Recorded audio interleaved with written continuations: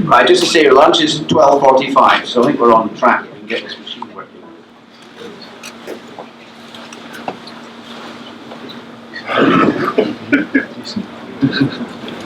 Thanks, Johnny. Hear me okay? Everybody can hear it in the back? And hopefully you can understand the Irish accent as well. A bit different to the Scottish one, but hopefully it won't be too much of a language barrier between us here today. So firstly, I'd like to thank Johnny for inviting me over to speak to you today, and thank you all for making the effort to turn up. Rough enough weather out there this morning and last night as well, so glad you all made it here safely. So this afternoon I'm going to speak about, we'll go through some of the benefits of proceeding. I'll show some results from studies and trials that were done in Ireland. I suppose bear with me, a lot of the figures that I have, they're Irish figures, so they're in euros rather than in pounds. But I mean, I think the message carries through the same whether we're talking about grass production in Ireland or grass production in the UK. Getting more grass into the diet, getting more grass grown out on farms is going to have a positive effect in terms of overall farm profitability. So we'll also talk about the new Pasture Profit Index, which was brought out by Chadwick in the Department of Agriculture. In 2015, we had the first release of it, the 2016 version. Just came out there last week, so we'll run through what's on that for 2016. Look at how different varieties are performing, and I'll explain the background to the Pasture Profit Index to you as well. And then I suppose we talk about the traits of importance from a grass-based production perspective. Okay, so what the grassland farmer needs to be chasing in terms of selecting varieties, what traits are going to influence overall farm profitability, and what's going to deliver more in terms of animal performance as well. And then I have a couple of slides towards the very end, just from a grassland management perspective of what we're doing in Ireland. I suppose they're more focused from the dairy side of things, but again, I suppose there's messages there that beef and sheep farmers can take home as well. So just to begin with, I suppose, in terms of the benefits of proceeding, okay, you're all probably well aware that grass grass is by far the cheapest feed available, okay? If we can grow more grass on our farms, and if we can get more grass into the animal's diet, be it dairy, beef or sheep, it's going to have a positive effect in terms of overall farm profitability. Okay, if we just look at the relative costs, and I think whether we talk about the relative cost of raised grass in Ireland or the UK, it's very similar. Okay, so grass silage is about 2.7 times more expensive than grazed grass. Concentrate is about 3.4 times more expensive than grazed grass. So if we can grow more grass and utilise more grass at farm level, that's obviously going to have a huge benefit in terms of reducing feed costs and improving overall farm profitability.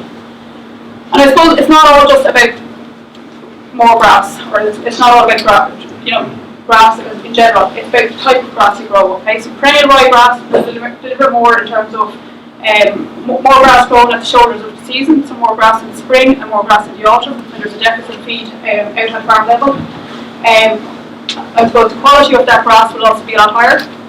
Okay, so perennial ryegrass will be much higher in terms of its quality compared to old permanent pasture. It's a much higher feed value to perennial ryegrass dominated towards. And that's going to return more in terms of increased animal intakes and increased animal performance. And I suppose, again, the extra quality and the extra yield at the shoulders of the season will deliver more to the farm. So I just thought this might be worth starting off on in terms of showing where we are in Ireland. So at national average, we're growing about 9.1 tonnes of grass across the country. Okay, about 7.2 tonnes of that is utilised. I think in the UK, and someone might correct me if I'm wrong, but the national average in the UK is about 7.2 tonnes grown. That's very close, thereabouts. Okay, so there's huge potential to increase the amount of grass that we are growing on our farms, both in Ireland and here in the UK as well.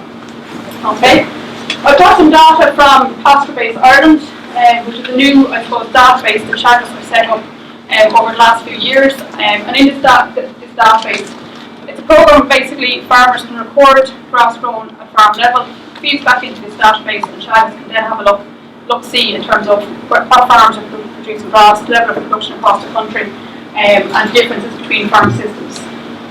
So some of you might be familiar with AgriNet. Anyone, hands up, anyone who's heard of the AgriNet program for grassland reporting? Okay, so a few hands down towards the back there. Okay, so pasture-based is a very similar program. Farmer gets the information in terms of feed wedges put up in front of him, in terms of he can adjust for different types of stock, different requirements in terms of feed, grass or concentrate going into the diet. and feed wedge is produced, the farmer can see what's the highest yielding paddock at the moment and where it needs to go next with that. Okay. In the background of this, I suppose the farm system is recorded, so we have information on soil fertility. We have information if the farmer records it into the system in terms of nitrogen being applied, location of the farm, the altitude, whether the particular field is south facing, and all these are going to influence potential production of a particular field and of a particular farm. We've all that data, I suppose, feeding into this pasture rates. So I'm just putting the map of the UK here as well to show you in terms of levels of grass production across the country. Now I know you can't see the figures on this, but down here in South Ireland, okay, down around Cork, South of Kenny, that kind of area, that would typically be recognised as very, very good in terms of grass growth capabilities on these farms. Okay, so quite southerly location, quite mild winters, so they wouldn't lose too much in terms of temperature over winter, and a long growing season, I suppose. If we look at some of these farms, these farms are producing in the region of 11, 12, 14 tonnes of dry matter per hectare per year. Okay. Then in Wexford, the southeast of Ireland, sunny southeast we call it, against some of the best weather I suppose in the country. And again, we're looking at levels of grass, and I've just taken a snapshot of farms here off this. Okay, but you're talking, 12, 14, one farm there producing about 17 tonnes dry matter per hectare per year. Okay. As we move further up north into the country, generally we would have considered these areas to be much more, I suppose, compromised in terms of their ability to grow grass. Conditions wouldn't be as good if you're getting longer winters. They wouldn't be able to get animals out as early as you're talking about down here in Cork. But the highest yielding farm recorded into pasture-based Ireland is growing just under 19 tonnes of dry matter per year. That farm is right here in the centre of the country. Okay, so it's actually 18.7 is the actual figure for that farm. And further north again, if we move up to Donegal, okay, quite challenging conditions up there for some of those farms, and probably not too different in terms of the latitude compared to where we are at the moment. But farm up here, one farm producing 10 tonne, another farm producing 13 tonne dry matter. If you think back in the previous slide, or actually up here, sorry, we showed that the average level of production of farms across Ireland is 9.1 tonnes. Top farm here is producing 19 tonnes. But there's no reason why we can't get all farms up to a level of production of 13, 14 tonnes of dry matter per hectare.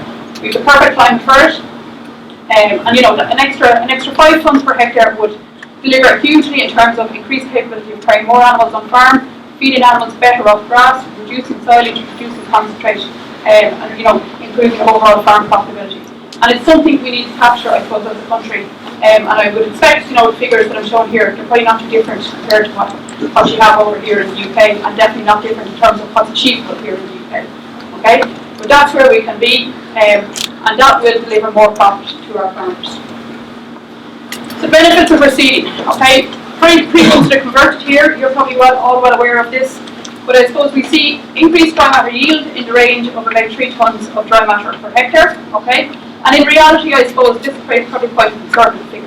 In reality, if you're going from an old farm to new reseed with the highest performing varieties off the recommended list, you can probably get well above this 3 tonnes dry matter per hectare. Okay, so huge potential to increase dry matter yield at farm level. We see increased spring and autumn growth with some of these new reseeds.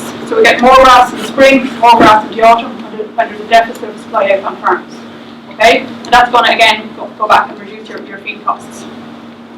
We see increased response to fertiliser nitrogen, so swords dominated by perennial ryegrass, much greater response rate to applied fertiliser, so you're getting, I suppose, more bang for your buck there, okay, and better yield performance as a result of that. In Ireland, a lot of farmers will be aiming to get animals out, or some have cows out already, they're on off grazing at the moment, but we try to start the first rotation to coincide with the onset of calving, okay. The first rotation should end around the first week of April for most dairy farmers. Okay, going into that second rotation in April, we're after coming January through a fairly cold February, March. Growth rate out on farm isn't huge. Okay, and yields that we're turning out into at the start of the second rotation can be quite low. Okay, perennial ryegrass has the potential to produce much more during the February-March period. So, you know, you get much more rapid regrowth done into the April period, better yield on the farm, okay, so you can better feed your animals. If you look at the two swords here, I don't know if you're going to be able to see them down in the back. I suppose this is a nice leafy sword for any ryegrass, an old permanent pasture with a lot of wheat grasses after coming into that. So a huge difference in terms of the quality of these swords. And obviously we want more of these out on farms compared to the picture above. Okay? You see increased animal performance from these higher quality pastures. So that increased animal performance is coming from a combination, I suppose, of the animal to eat more of that feed, and they're getting higher energy from that feed as well. So better animal performance from the plenty of ryegrass dominated swords. In some instances, obviously, reseeding can give the opportunity to control weeds if there's a particular field that is problematic in terms of weeds, so we can use it as a means of weed control. And I suppose ultimately, why you reseed in the first place is to improve your farm profitability, okay? And that has to be underpinning everything you do at farm level, okay? If we look, this is just a graph that from Chagas Warpark, which shows the difference in terms of profitability with different proportions of perennial ryegrass in the sward. So if we look at this line here, this line 0 represents a 100% pure perennial ryegrass sward. And these other lines represent that 65%, 40% for the yellow, and the lilac there is 25% perennial ryegrass, and the dark blue line at the bottom 10% perennial ryegrass. So we're looking at the loss in profitability by having swords which haven't got 100% perennial ryegrass. We just focus on the yellow bar there, which is a 40% perennial ryegrass sword. That's losing €200 per hectare per year, okay, by only having 40% perennial ryegrass in that sword, okay, in terms of loss, in terms of potential growth in spring, reduced animal performance, lower meat yield. These figures are calculated for dairy systems. Okay, but this just goes to show how quickly we can get a return on investment by reseeding. Okay, so plenty of fields out there only have about 40% perennial ryegrass. Okay, if we get them up to 100%, they'll pay for the cost of reseeding can be returned within about a 2-year period. Okay, so huge benefit to I suppose getting the right proportion of perennial ryegrass into your swords, and I suppose ultimately managing that as well to deliver the most to your farm in terms of making sure your soil fertility is right, so you get better return on the reseeding investment as well. This again shows our 40% perennial ryegrass sward in yellow, and the green lines then represent 100% perennial ryegrass. And we're just looking at the seasonality of dry matter production of these two swords. So in the spring period, okay, so from February to May, we're seeing a huge loss in terms of potential yield with those swords which only have 40% ryegrass. Okay, so we're losing about 2.5 to 3 tonnes during these three months alone by having swords with 40% perennial ryegrass on farm. Try the rest of the year, there's very little difference. You know, those wheat grasses during the summer when growth conditions are good, those wheat grasses or swords with lower proportion of perennial ryegrass, they can yield relatively well. It's very suitable climate in Ireland to grow plenty grass during these months. But we're losing meat quality across these months from June to October. So a loss of about 2.5 to 3 tonnes of dry matter yield in the spring, a loss of quality right across the year. Okay, so that's why we need to again think about maximising the proportion of perennial ryegrass in our swords. Now I know I'm throwing out a lot of graphs, but I suppose there's just one key message nearly from each of them. This looks at the estimated grass utilisation on a number of dairy farms. So we're going from about 4 tonnes of dry matter utilised up to about 15 tonnes of dry matter utilised in this farm here. Okay, and we're looking at the relationship between net profit, which is up here on this upright axis. Okay, so as we increase the amount of grass utilised at farm level, okay, we're seeing a steady incline in net profit of those farms. Okay, so for each 1 tonne of dry matter utilised per hectare, it's worth €161 in increased net margin per hectare. Okay, and this figure is a very conservative figure. It's from milk prices in 2009. The milk price was quite low. We look, the same graph was the same graph was calculated again in 2014, and each 1 tonne dry matter utilised per hectare at a high milk price year was worth €267 per hectare in terms of increased net margin on the farm. Okay, and I suppose the rolling 5-year average, this figure is actually about 180 to 190 euros. So basically, if we can increase the amount of grass utilised on farm, it has a very positive effect in terms of increasing overall farm. Okay. So when to reseed? And I suppose I was talking to a few guys here already this morning and yesterday evening, and I think in Scotland you seem to be, for the most part, reseeding at the right time of year. So is it fair to say most are reseeding in spring to early summer? Yeah, most heads nodding, and I suppose lesser into the autumn there. But I suppose in Ireland, you know, we're trying to encourage the spring reseed, okay? We see much better results from the spring reseed compared to the autumn reseed, okay?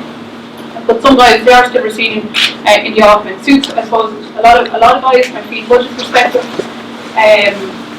But I suppose also, you know, a lot of them always did it in autumn, and it's hard to shift to the spring for that reason as well. But I suppose with the autumn reseed, and I have no issue with an autumn reseed once the seed gets into the ground in time. So you're talking the end of August, at the latest first week of September. I suppose in reality it's often done a lot later than this. So in the autumn, you need to remember soil temperatures are decreasing. Okay, conditions are generally getting worse as well. We tend to get a lot more rain as we go into late September, early October. So soil conditions are deteriorating as well. Much more difficult to get out and graze an autumn reseed. Okay, that first grazing is crucial to help with the tillering of the sward and to make sure you have a much better settled, well-tilled out sward come the following spring.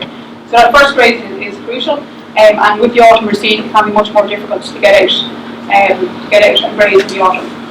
It's also much more difficult to get out and travel with post-emergent spray with an autumn reseed compared to a spring reseed. So soil conditions are poor, it's often difficult to travel those fields. You know, in early October, which would attract them to get out with post-emergent spray. And I suppose the post-emergent spray is the best opportunity you will have for weed control in your new seed. So I would highly recommend that everyone that is receiving grassland uses a post-emergent spray.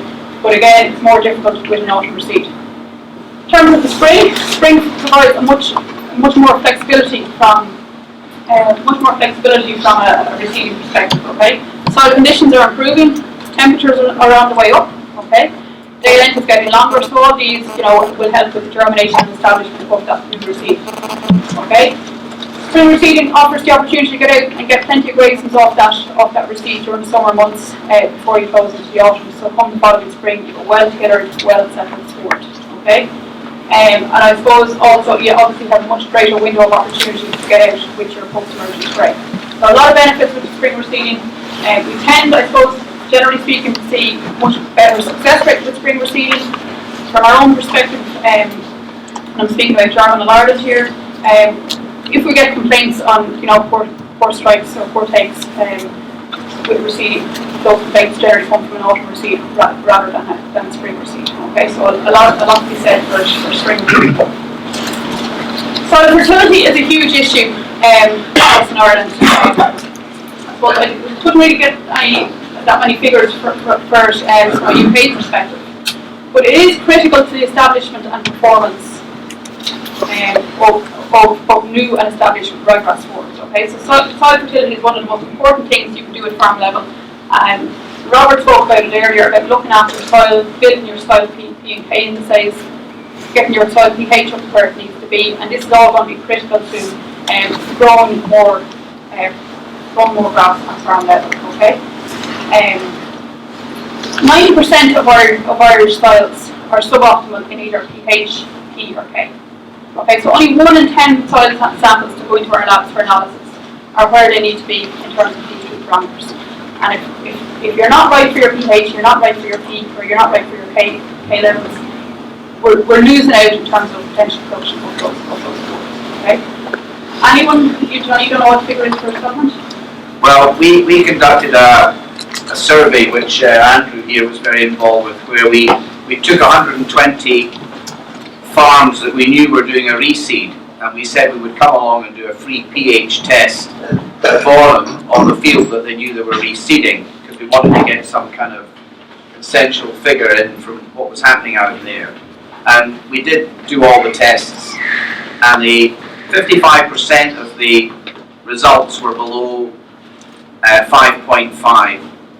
No, which we were really surprised at. 55% were below 5.8. 5.8, pardon. 14% were down at 5.4. You know, and what I say to folk is if you put 2 tons of lime on at pH 5.4, you're still not up to the required base pH.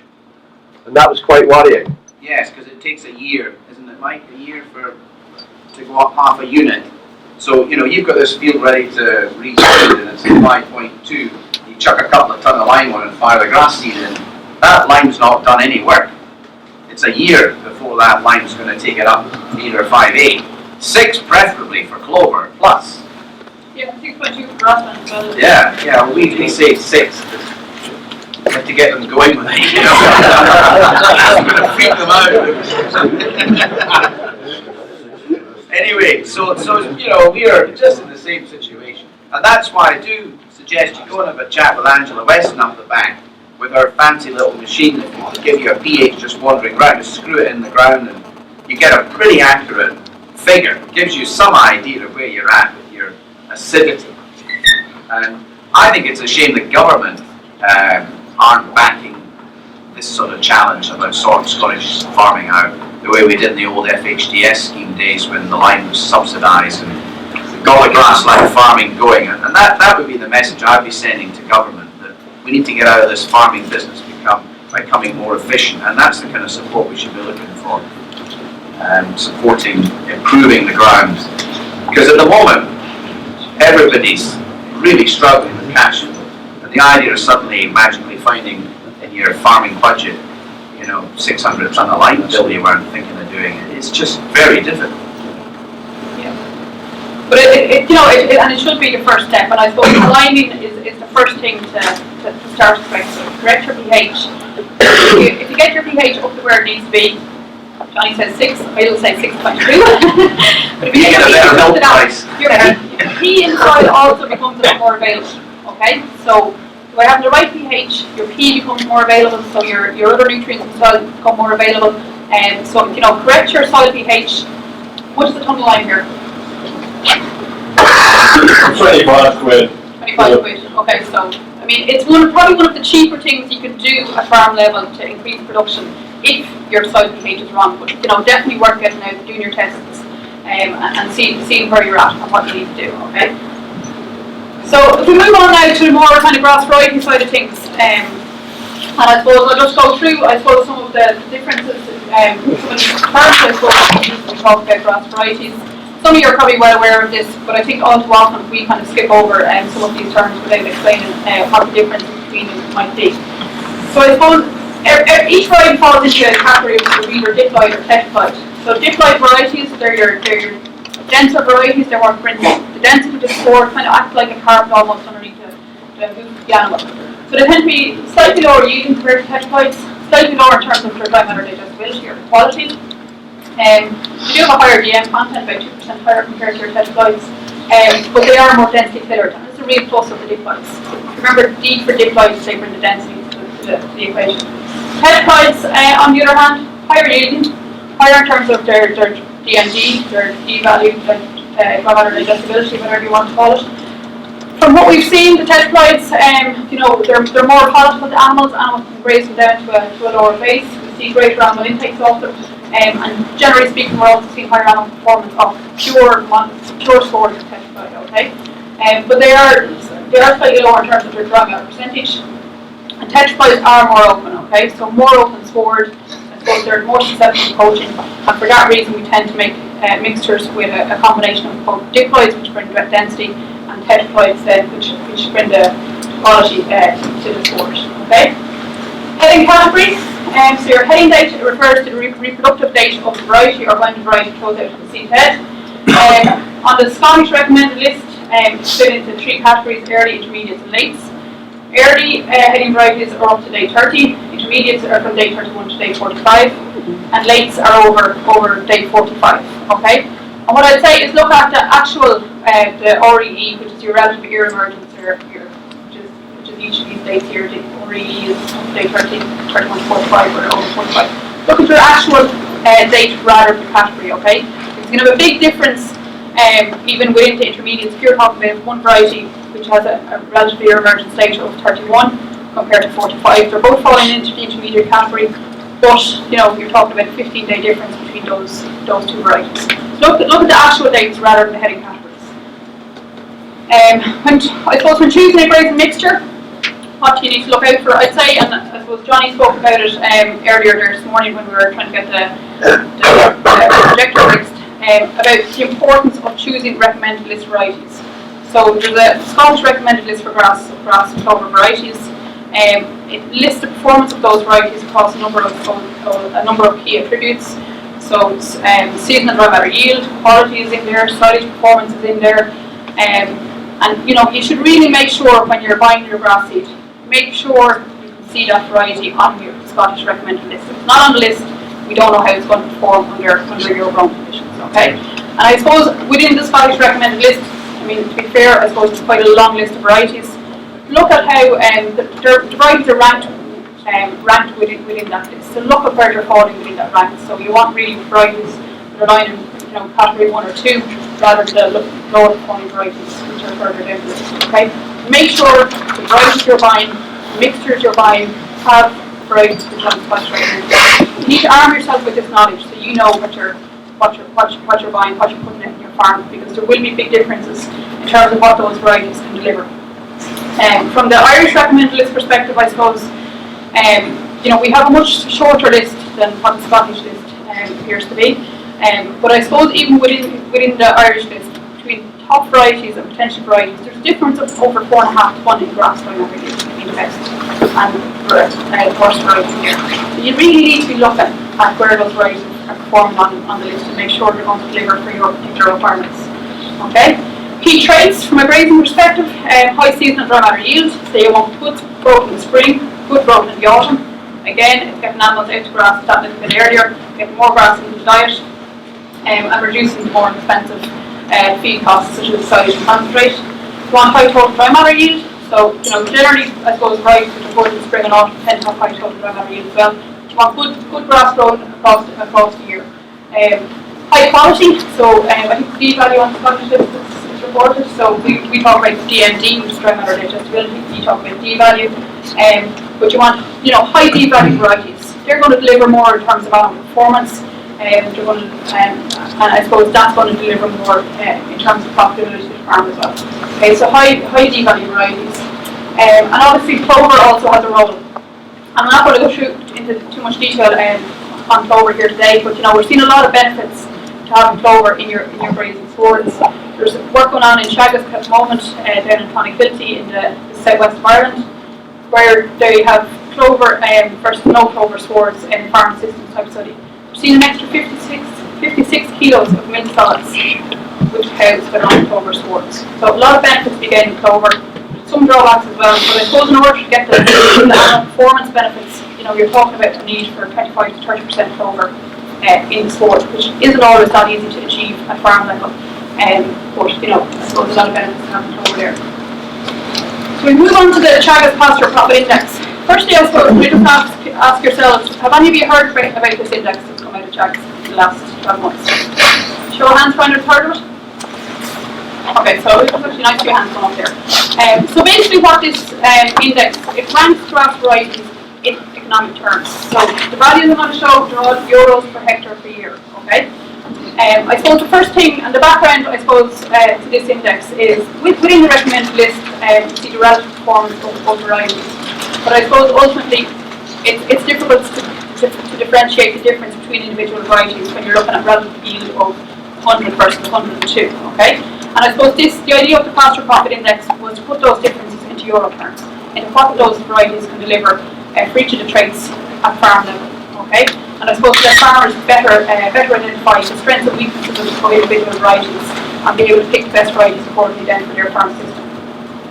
So what the index, or pasture profit index, does, it determines firstly the economic value of the key traits from a grass-based production system.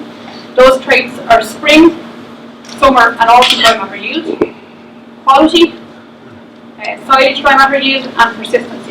So each of those traits gets an economic value. So you see, say a 1 kilo increase in spring dry matter yield is worth 16 cents per kilo on the pasture profit index.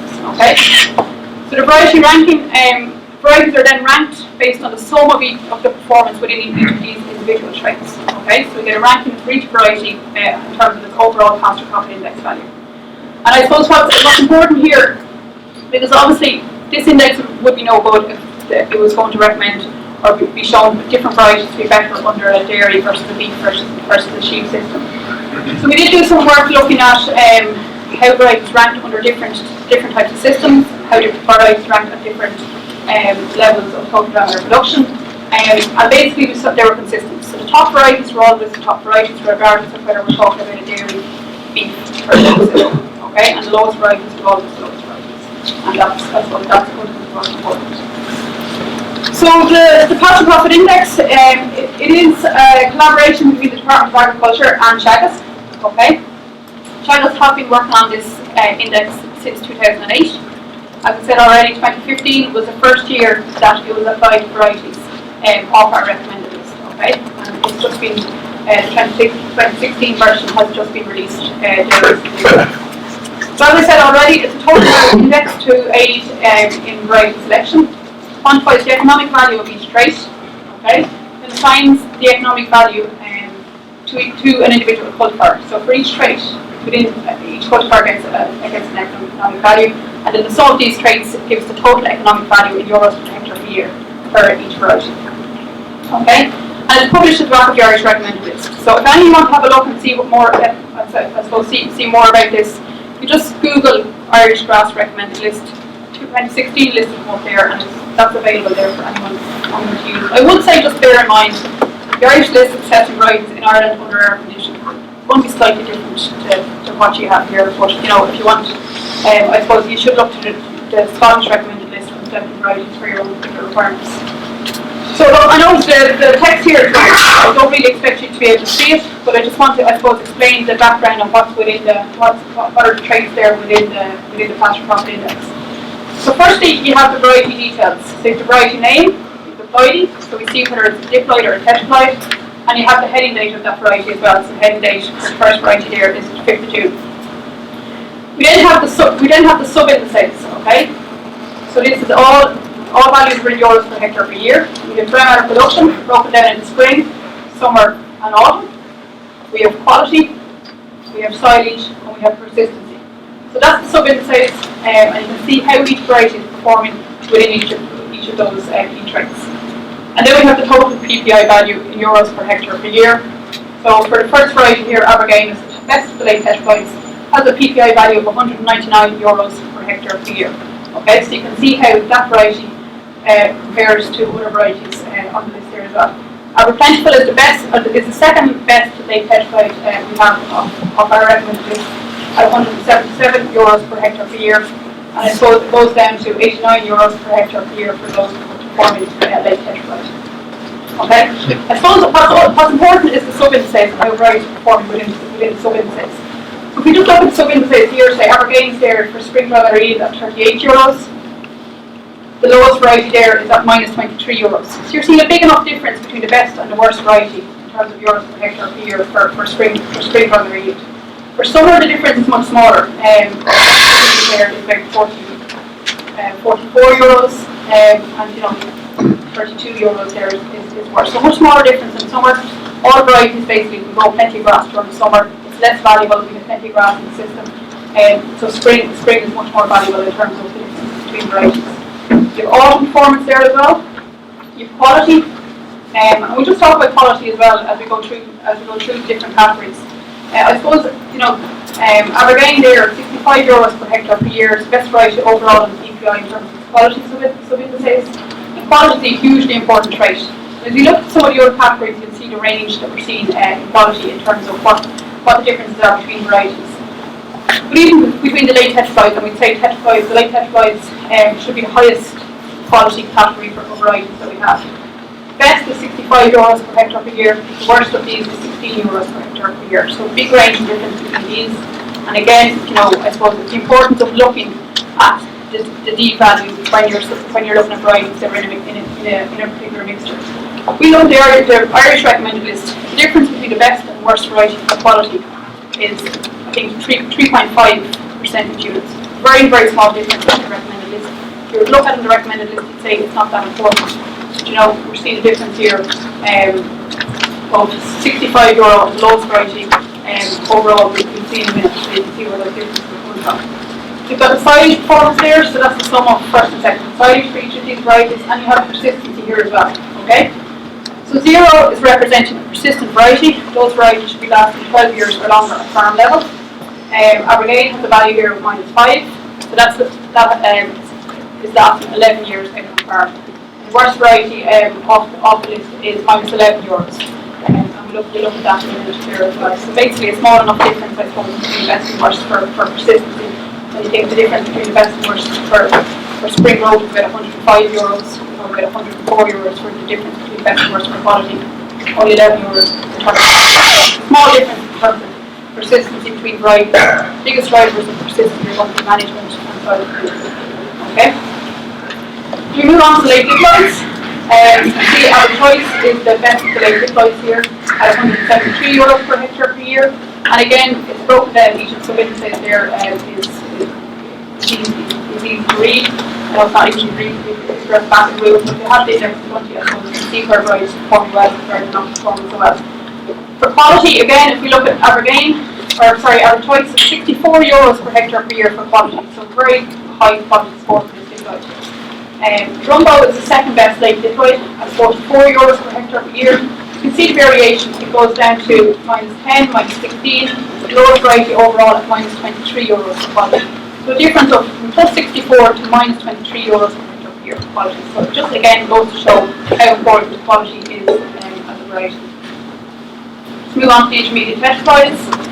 The loose is the top intermediate tetraploid there at 174 euros per hectare per year. Very good in terms of its quality score again and good seasonal yield. And you can see, how other varieties are falling in there. So carried there is -11 in terms of its quality score. So there's a slightly smaller difference compared to the late diploids.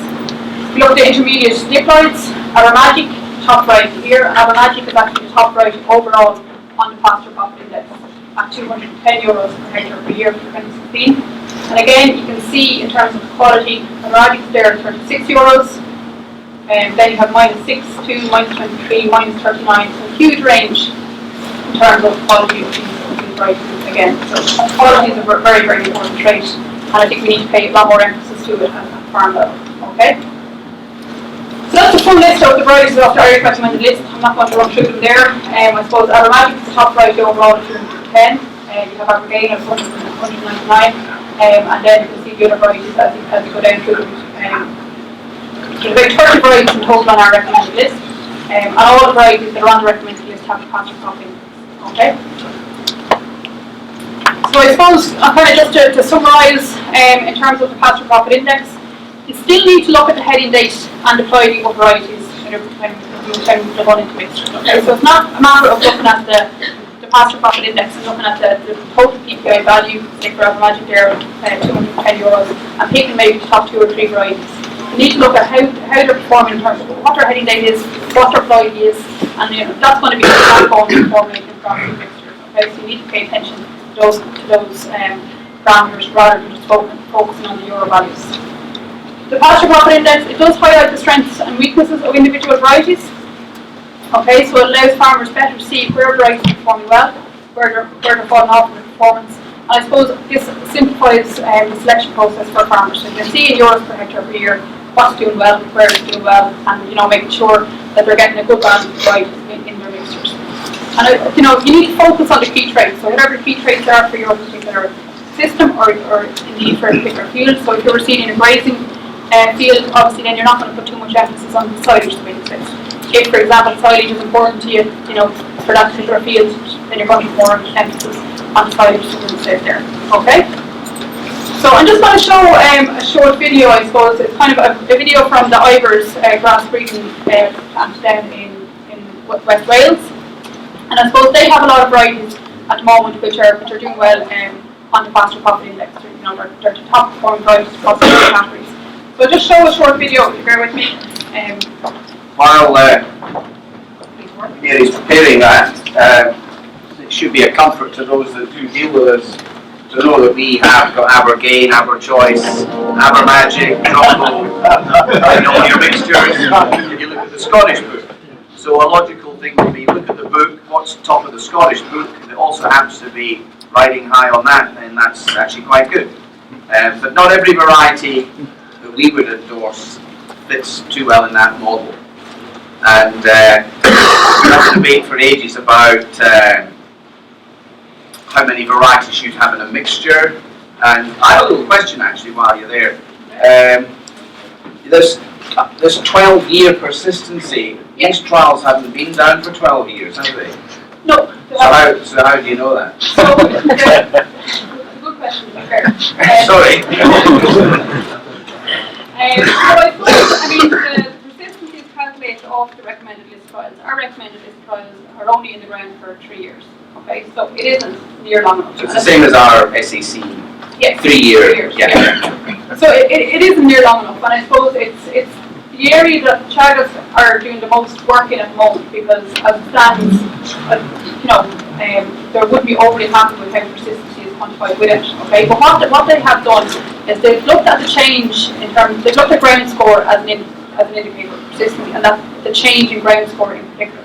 So the ground score indicates the density of a variety. Okay, and we have a ground score for each variety.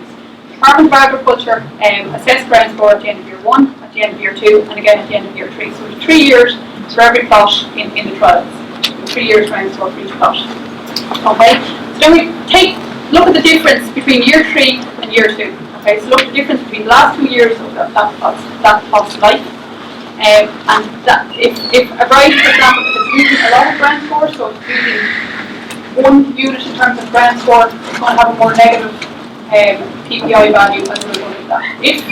So basically, I suppose, if a variety, if it has a ground score of 5 and holds its ground score of 5, okay, between year 2 and 3. Because there's a persistence between ground cover and persistence. That variety is persistent. If a variety has a ground score of 7 and it drops to a ground score of 5, that's not producing 2 units in ground score, so that's going to get a negative value for persistence. A lot of our farmers, and many of them are in here, will leave their mixtures down for 5 or 6 years. They're not going to leave them down for 2. Some will, to be fair, in a mainly grazing situation. But in a lot of these guys in their rotation, they'll be down to 5 or 6. So that figure, the persistency figure, maybe is less relevant, you might argue. Yeah. Well, look, I'll talk about persistency again after the video. But I think the biggest factor that influences persistency at farm level, soil fertility, is absolutely huge. If you don't have the right pH, P and K, they're simply not going to last out at farm level. So we need to correct those in order to get more persistent scores. Plenty of farmers now with scores that are down for 20 years or longer and the top performing fields on the farm. They're often close to harder to get plenty.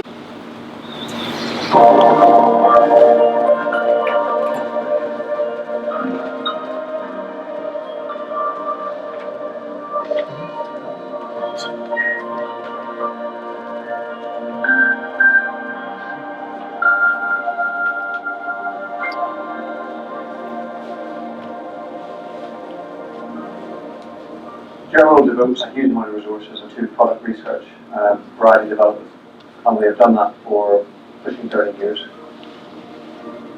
We have an incredibly close link to IBRS, which is the Institute of Biological Environment and Rural Sciences, based in Aberystwyth in West Wales.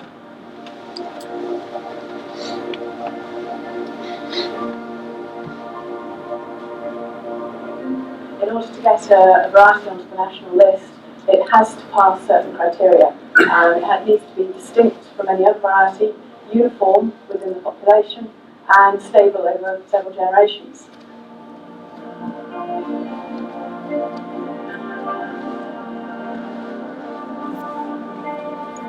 Persistence of red clover on commercial farms is a real problem. Farmers want it to last more than the 2 or 3 years it has in the past.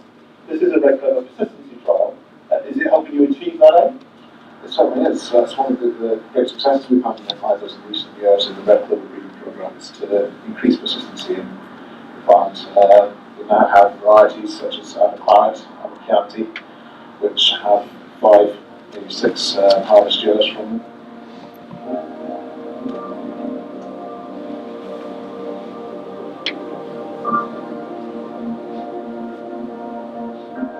Our high-sugar grasses were a world first. Nobody had done it before in grass breeding, and nobody has really done it since. We spend a great deal of time deciding on what varieties should go into a mixture, and that's really where our skill comes in. Knowing what our varieties do and what the mixture is capable of. When you're selecting mixtures, what do you forward and you got to mixture? One of the biggest thing is to cut down the feed bills, using the white clover and especially the red clover. When a mixture's gone out in a field, it's very hard to know which varieties are performing well and which varieties are contributing to sport. So if we evaluate and we do our research out of monocultures, it gives us an indication that if you're doing well with monocultures, they should also do well against mixtures.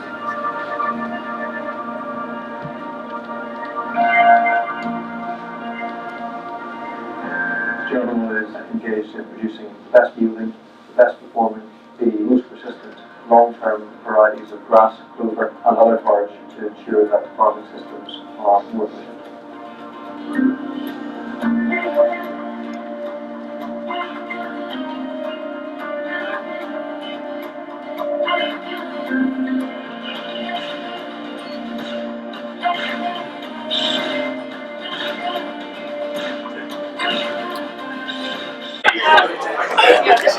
Here we have a soil test and compaction pH, same orders.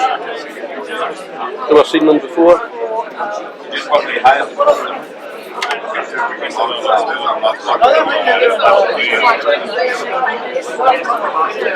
I'm led to believe you have these machines for measuring grass, height and how much is available for the field.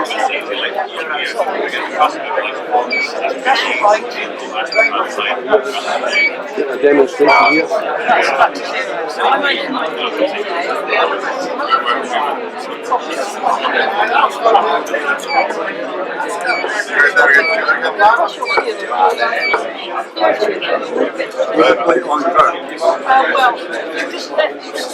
So the feed readers collect ultrasonic head reads passed to the calculated dry matter head reader.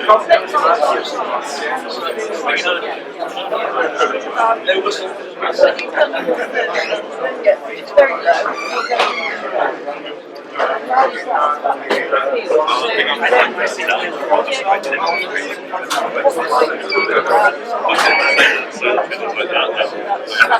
No idea.